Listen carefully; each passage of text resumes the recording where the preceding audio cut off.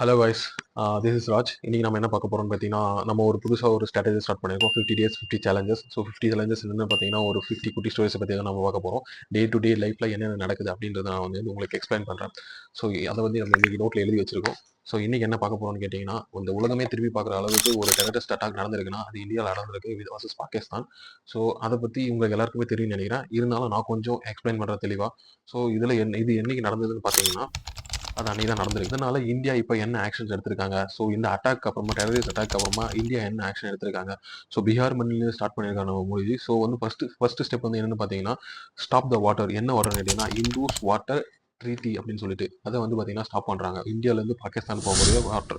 So அதை stop பண்ணுறதுனால பாகிஸ்தானுக்கு ஒரு ஹியூஜ் லாஸ், ஒரு நினைச்சு பார்க்க முடியாத அளவு ஒரு பயங்கரமான லாஸ். ஏன்னா 80% ஆஃப் த பாப்புலேஷன் வந்து பார்த்தீங்கன்னா இதை நம்பி தான் இருக்குது பாகிஸ்தானில்.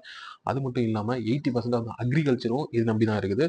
ஸோ அது மட்டும் இல்லாமல் ஃபுட் மேனுஃபேக்சரிங் பண்ணுறாங்க பார்த்தீங்களா, அதுவும் 90% வந்து பார்த்தீங்கன்னா இந்த வாட்டர் சப்ளை பண்ணி தான், மீன்ஸ் இந்த வாட்டர் பேஸ் பண்ணி தான் இருக்குது. ஸோ இது எல்லாமே போக ஆல்ரெடி பாகிஸ்தான் கடன் வாங்கி தான் எல்லாமே வந்து பண்ணிட்டு இருக்காங்க, அவங்க கண்ட்ரியை ரன் பண்ணிட்டு இருக்காங்க. ஸோ இந்த மாதிரி சூழ்நிலையில இந்த மாதிரி நம்ம பண்ணும்போது அவங்களுக்கு ஒரு பயங்கரமான இழப்பாக தான் இருக்கும். ஸோ இந்தியா வந்து பார்த்தீங்கன்னா கரெக்டான ஒரு முடிவு தான் எடுத்துக்காங்க. அதனால தான் வந்து பார்த்தீங்கன்னா பாகிஸ்தான் வந்துட்டு நாங்கள் எதுக்குமே தயாராக இருக்கோம், நாங்கள் போருக்கு தயாராக இருக்கோம் அப்படின்ற மாதிரிலாம் ஒரு பேச்சு வந்துட்டு இருக்கு. ஸோ இந்தியா அதுக்கப்புறமா என்ன பண்ணிருக்காங்க பார்த்தீங்கன்னா, பாகிஸ்தான்ல இருக்க இந்தியன்ஸ் திரும்ப இந்தியாவுக்கு வரணும். அது மட்டும் இல்லாம இங்க இருக்கிறவங்க, இங்க இருக்க பாகிஸ்தான்ஸ் சீக்கிரமா இந்த நாட்டை விட்டு வெளியே போகணும் அப்படின்னு சொல்லி 2 நாள்ஸ் டைம் தந்தாங்க. 2 டேஸ் கொடுத்துருந்தாங்க. ஸோ ஆல்ரெடி அந்த டைம் ஓவர் ஆச்சுன்னு நினைக்கிறேன். இப்போ ஆல்ரெடி கொஞ்சம் பேர் வெளியே போயாச்சு. ஸோ விசா எடுத்துட்டு வந்தாங்க. ஸோ எந்த மாதிரி விசாவா இருந்தாலும் சரி, டூரிஸ்ட் விசா, ஒர்க் விசா, வேற ஏதோ ஒரு விசா, இந்த மாதிரி எந்த விசா எவ்வளோ நீங்க வந்திருந்தாலும், மெடிக்கல் எமர்ஜென்சியாக நீங்க வந்திருந்தாலும் சீக்கிரமா இந்த கண்ட்ரி விட்டு வெளியே போகணும். உங்களுக்கு டைமிங் வந்து பார்த்தீங்கன்னா மே மந்த்துக்குள்ள தான் அப்படின்னு சொல்ற மாதிரி சொல்லியிருக்காங்க. ஸோ அது மட்டும் இல்லாம உங்க ஒரு நாங்க ஒரு மிசைல் ஸ்டார்ட் பண்ண போறோம், மிசைல் வந்து செக் பண்ண போறோம் அப்படின்ற மாதிரி பாகிஸ்தான் சொல்லி டெஸ்ட் பண்ணலான்னு இருக்கோம் அப்படின்னு மாதிரி, லேண்ட் டு லேண்டு அப்படின்ற மாதிரி ஒரு பிளான் இருந்தாங்க. ஆனா நம்ம இந்தியால நேவி மூலியமாவே நம்ம ஆல்ரெடி ஒரு லான்ச்சே பண்ணி முடிச்சிட்டோம். நம்ம ஒரு டெஸ்ட்டே முடிச்சாச்சு ஆல்ரெடி. அவங்க சொல்லலாம் சொன்னாங்க, நம்ம ஒரு டெஸ்ட்டே பண்ணி முடிச்சிட்டோம். இந்த ஒட்டுமொத்த உலகமே திரும்பி பார்க்குற அளவுக்கு நம்ம பண்ணிட்டு இருக்கோம். அது மட்டும் இல்லாம நம்மகிட்ட ஆல்ரெடி ஸ்ட்ராங் ஆபரேஷன்ஸ் இருக்கு, நல்ல ஸ்ட்ராங்கான ஆபரேஷன் இருக்கு. ஸோ இந்தியன் ஆர்மி பத்தி நம்ம சொல்ல வேண்டிய அவசியமே இல்லை, நம்ம எவ்வளவு ஸ்ட்ராங்னு சொல்லிட்டு. அது மட்டும் இல்லாம இந்த டெரரிஸ்ட்டை கண்டுபிடிக்கிறதுக்கு 20 lakhs கேஷ் ப்ரைஸை வந்து பார்த்தீங்கன்னா அனௌன்ஸ் பண்ணியிருக்காங்க இந்தியன் கவர்மெண்ட்.